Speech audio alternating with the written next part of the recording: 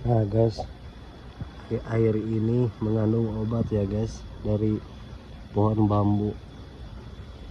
Kata orang-orang zaman dulu, gitu kata nenek saya. Jadi air di bambu itu mengandung obat untuk mengobati batuk guys.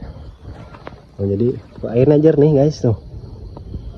Cuman tadi itu karena serpihan bambunya, tapi nanti disaring. Tuh, ini itu obat untuk batuk ya. Tuh, ditandain obat untuk batuk.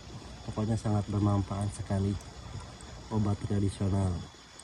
Dan untuk kalian yang ingin meniru pakai obat ini, contoh saya kasih saran, ambil airnya itu harus di jam 6 ya, jam 6 ke belakang ya, antara jam 5 sampai jam 6. Soalnya kalau jam segitu airnya masih banyak, dan kalau siang airnya agak ada.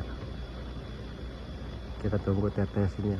Dan untuk pohon bambunya utamakan yang nih, yang masih tunas, jangan yang kolot-kolot ya, yang masih muda, karena airnya banyak.